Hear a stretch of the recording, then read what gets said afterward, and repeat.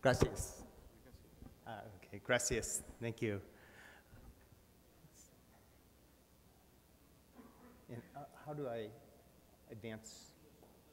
Oh. Just the... Oh, okay. Good. Gracias. Again, I hope you will forgive me for speaking in English. I come from Portland, Oregon, in the northwest part of the United States, and I thought I would show you some pictures of my city.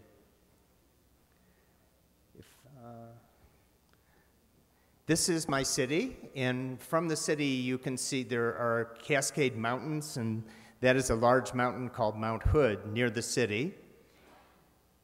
We have beautiful waterfalls that flow into a large river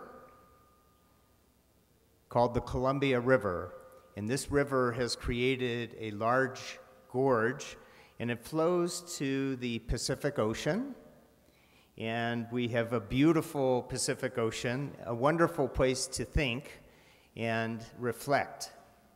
And there I am on the beach thinking about my talk here in Mexico City.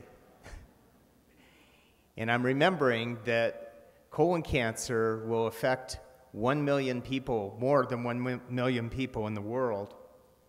Let's see if we can go back.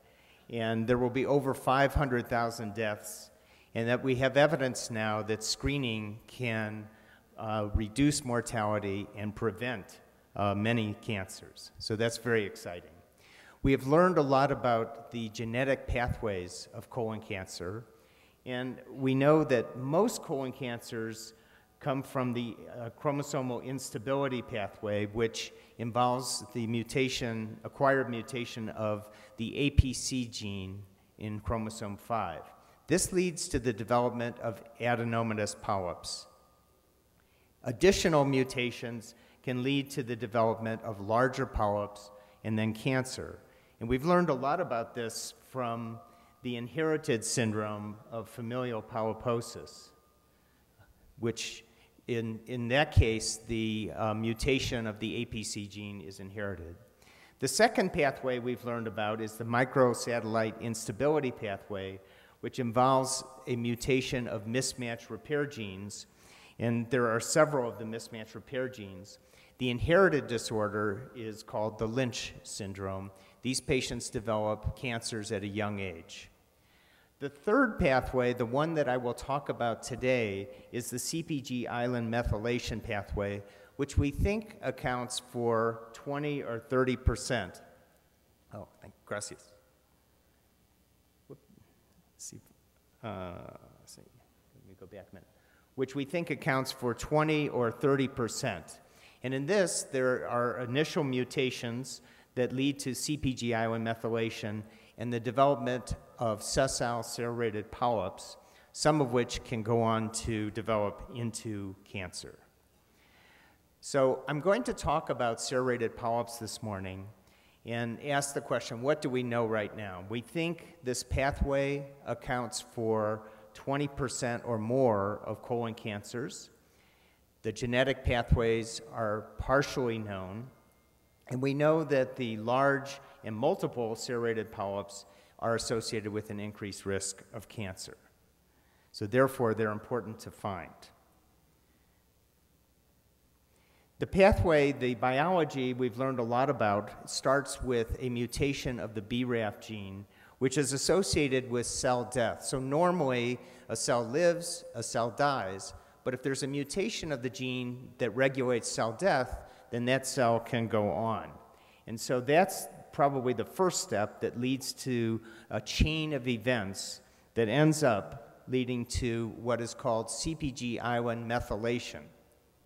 And methylation can lead to the development of the polyps, the serrated polyps, and in some cases, developing into cancer.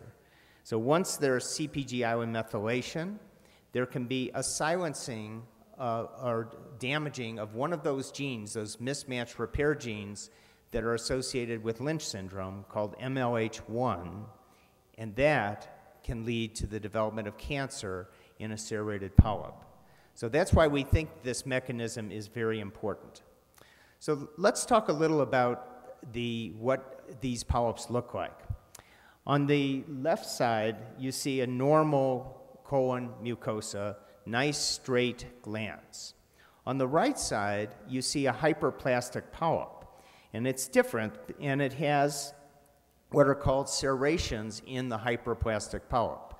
Those serrations are in the upper part of the gland, and we know that these polyps are probably not dangerous and do not develop into cancer.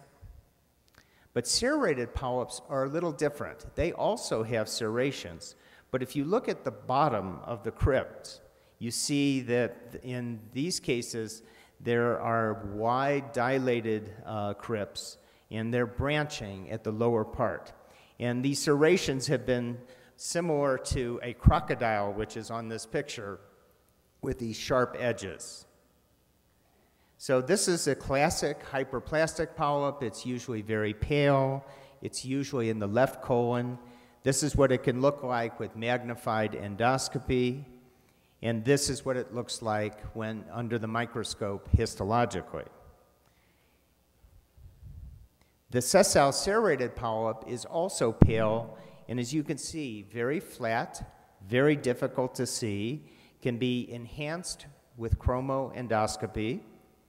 And this is what it looks like under the microscope, the wide glands with those serrations. Okay, so when we compare hyperplastic polyps and serrated polyps, there are some differences. They're in the same family, but they differ. So first, the serrations. In the hyperplastic polyp, they're in the upper part of the gland. In the sessile serrated polyps, in the lower part of the gland. The proliferation zone tends to be in the base for the hyperplastic polyp, but in the upper part of the serrated polyps. So a good pathologist should be able to tell the difference.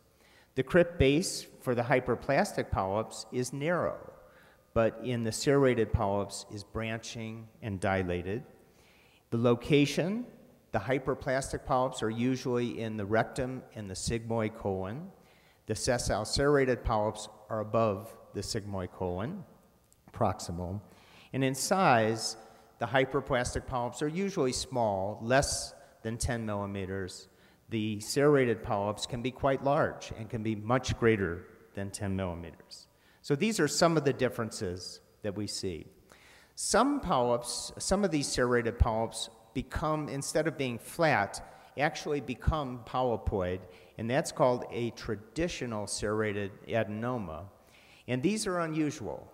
We don't see these very often, but you can see that they are polypoid. And then, in the worst case, the development of cancer in these serrated polyps. So we know that serrated polyps can be associated with cancer. Are they common?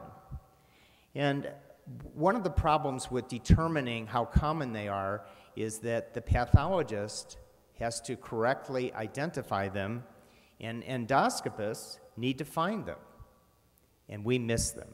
If you look at these pictures, these are very difficult polyps to see. As you can see, they're very flat, and I'm going to review some of the characteristics of some of these polyps, but you can see that they could easily be missed during endoscopy. So that makes it difficult to know how common they are. Here is some data showing from many studies looking at how commonly we find sessile serrated polyps during screening examinations. And I highlighted the last 2 years because we were using high-definition endoscopy, which detects these lesions much better. And you can see that the rate in those studies is 4 or 5%. Now, there's a recent study that was just published that suggests that it may be higher, that in the hands of a very good endoscopist and with a very good pathologist, the rate is closer to 8%. And these are in average risk screening examinations. So it appears that it is probably more common than we thought.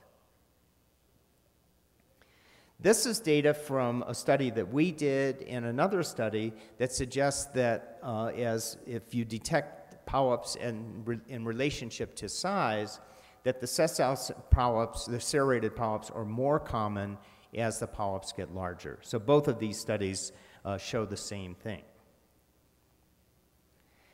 What about the endoscopy characteristics? How can we see or identify these lesions? And there have been several studies that have looked at this. The description of a mucus cap, a rim of debris, the alteration of the folds, and then the interruption of the blood vessels, which may be the most important finding, but it's difficult to see. So let me show you some examples. So this is an example of a 1.5 centimeter sessile polyp, serrated polyp in the transverse colon, and you can see it has a little rim of debris around it that helps identify it. And also, the arrow is pointing at a vein that goes into the polyp but stops, and so that's an interrupted vein. So a very difficult lesion to see, but it can be identified. Here's another lesion in the hepatic flexure. This was 1.2 centimeters. It also has a rim of debris, and you see that the vein goes into the polyp and then seems to stop. And then on the right, you see it with narrowband imaging. It appears a little bit more dramatic because the blood vessels are more visible with the narrowband imaging. Here's a polyp that has a mucus cap, and it's been called an egg drop. It's like if you put a little bit of egg on it, and that highlights some of the characteristics of this very large 2 centimeter polyp. But you can see all of these polyps are very flat, and without a careful exam would be difficult to see. Here's an exam in retroflexion, and you can see that this is on the edge of a fold. It's also very flat and very subtle, very difficult to see. So we think we miss a lot of these lesions. And here's one more, again, 1.5 centimeters, very flat, but there's a little red coloration there and a little bit of mucus. So very tricky to identify these lesions. So to understand the natural history of serrated polyps, we have to find them and we have to classify them correctly. And the data that we would really like to know is, first, are they associated with cancer? And how rapidly do they progress? And so we have a little bit of information. These are some of the genetic studies in patients that have had serrated polyps that have advanced. And a number of these mutations are associated and may promote the development of cancer. So clearly, there are genetic changes that are happening that can lead to increased cell proliferation that can lead to the development of cancer. The first clinical evidence that we had was several years ago with the syndrome that's called the hyperplastic polyp syndrome, or the serrated polyp syndrome. And that's defined by having more than 5 sessile serrated polyps, or 2 that are greater than 10 millimeters. And these patients are considered high risk for cancer. So the association of this syndrome and cancer is quite high. And so these patients need to be followed much more closely. But it provided evidence that this pathway indeed leads to cancer. In screening examinations, we also know that when you see one serrated polyp, there's a higher risk of finding other advanced polyps, such as large adenomas or villous adenomas or adenomas with high-grade dysplasia. And then during surveillance, there is evidence, after polyps have been removed, that there may be an increased risk of advanced polyps during surveillance examinations. So this is from a study that was just published last month that looked at the association of serrated polyps in advanced colon neoplasia. And in the top part, it's an association with advanced neoplasia, which would be adenomas greater than 1 centimeter, villous adenomas, or adenomas with high-grade dysplasia. And the odds ratio is significant in that. It's over 2.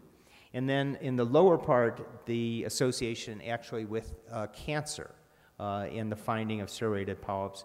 It is not statistically significant, but you can see that the trend appears to be that there is an association there too. This is looking at just proximal serrated polyps and the risk of advanced cancer. And here, the odds ratio was 2.7, and so it's quite significant. All of the studies are on the right side of that line and suggesting clinical and statistical significance. So we know that if you have a proximal serrated polyp, there's a chance of finding more. And therefore, I think it's important to look very carefully for other lesions. And one thing that I have started doing in my practice is if I find one of these, I will go back and look again a second time at the proximal colon. So I go to the cecum, I come back to the splenic flexure, and then I go back down towards the cecum a second time if I found one of these polyps. And I don't have data yet to show you, but I think that it increases the possibility of finding more of these polyps and avoiding missing them. So there are still many areas of uncertainty, and it's because we have difficulty finding these lesions and difficulty classifying them. We're not sure about the prevalence, the natural history, and the association with other neoplasia. But the other question is there an association with interval cancer? Two of the talks this morning talked about interval cancer. So what do we know about interval cancer? Which means that a patient had a colonoscopy, had all their polyps removed, but then developed cancer in the next 3 to 5 years. And so when we look at that definition, and look back at cancer registries and ask, did these patients have a colonoscopy in the last 3 to 5 years, we can determine how many of those patients had an interval cancer. And the rate in the studies that have been published is between 2 and 9% of colon cancers in cancer registries had a prior colonoscopy in the last 3 to 5 years. And that's an interval cancer. So what do we know about those interval cancers? Well, it turns out there have been a couple of studies that have examined those cancers. One was 63 cancers, one was 62. And the characteristics are that they tend to be more likely to have CpG island methylation than newly diagnosed cancers. And they tend to have microsatellite instability, which is associated with that silencing of the MLH, the mismatch repair gene that I mentioned. These, we know, are characteristics of sessile serrated polyps. So the suspicion is that we are either missing some of these polyps during the baseline exam, or because of their biology, they're progressing more rapidly and developing into cancer. So the association with interval cancer, again, could be due to the fact that we're missing these lesions at examination. So how commonly do we miss these lesions? Well, we don't really know what we miss, but this is from an interesting study from Indiana in which they looked at 15 different endoscopists and they compared the rate of finding sessile serrated polyps in screening examinations. And we would expect that they would be relatively similar to each other. But what was found was that there was a lot of variation. There was one person that detected serrated polyps in 18% of these examinations, and there was somebody else that detected them in only 1%. So that really is huge variation. And what it suggests is that since the patients are similar, that they're probably missing many of those polyps. And that may account for some of these interval cancers that I talked about. This is from a study that was from Dartmouth in which they looked at the relationship of the amount of time spent during withdrawal of the colonoscope, so the so-called withdrawal time, and the finding of serrated polyps. And what you see is that if the withdrawal time is less than 6 minutes, the detection rate is low. But as it goes up to 7, 8, and 9 minutes, it gets better, and it's statistically significant at 9 minutes. And really, this is common sense that if we spend more time looking, we're going to be more likely to detect these polyps. So again, going back to the areas of uncertainty that I've discussed, the prevalence, well, we think now, based on the study that I just showed you with a good endoscopist and a good pathologist, that it may be 8% of screening examinations. So this question is partially answered now. The natural history, still a little uncertain, and that's because we're still not able to detect all of these lesions and know the natural history. But we do know that there's probably an increased risk of cancer if there is dysplasia or the size is greater than 1 centimeter. The association with interval cancer, there appears to be a strong association with interval cancer. And it could be because we're missing these lesions or because the biology is resulting in more rapid development from polyp to cancer. And finally, the association with synchronous neoplasia, in other words, other polyps that are present at the same time that we perform the colonoscopy. And here we have pretty strong evidence that there is an association, and therefore we should be very careful taking perhaps a second look at the proximal colon during our examinations to improve our quality. Appropriate surveillance, knowing everything that I've just discussed here, how should we follow patients when they have sessile serrated polyps?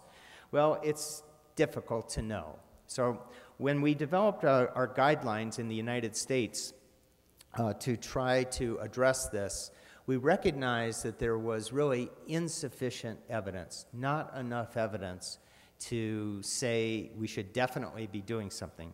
So the evidence is weak, but we do know that there's a high-risk group, those patients that have many sessile serrated polyps, and some greater than 1 centimeter, and those patients should be followed closely. So they should be followed at 1-year intervals until you've removed all the significant polyps. In my practice, what I've done with these patients is I do the initial endoscopy, I take out all of the large ones I can see, I bring them back a year later, I take out the rest of them, and then I keep doing that until I cannot find any more, and then I extend the interval. A second group of patients are those that have serrated polyps with dysplasia, or they are greater than 1 centimeter. As I mentioned, we think that these are higher risk lesions. They're more likely to progress to cancer. And so we recommended that they be followed at every 3 years, which is similar to a high-risk adenoma. The low-risk group and the most common are serrated polyps that have no cytological dysplasia, and they're less than 1 centimeter. And we felt that those lesions could be followed every 5 years, similar to the way that we deal with low-risk adenomas. And then the very low-risk group that falls into the family of serrated polyps are the classic hyperplastic polyps that I showed you with a narrow base. And in those cases, we know that the risk of serious pathology is very low, and they can be followed at a 10-year interval. Keep in mind that the evidence for these recommendations is weak, and it may change as we develop new evidence about these polyps. So in summary, we have evidence that the serrated pathway accounts for 20% or more of colon cancers. There's an important association with interval cancer, and therefore we should be very careful when we perform our initial examinations to detect them. The natural history is uncertain due to pathology, misclassification, and endoscopic failure to detect these lesions. And the surveillance recommendations are based on weak evidence, and they're subject to change. So we still have a lot to learn. It's still a mystery, but I think we have, over the last 10 years, learned a lot about the genetic pathway and about the polyps that we should be worried about. Thank you very much for inviting me. It's an honor to be here.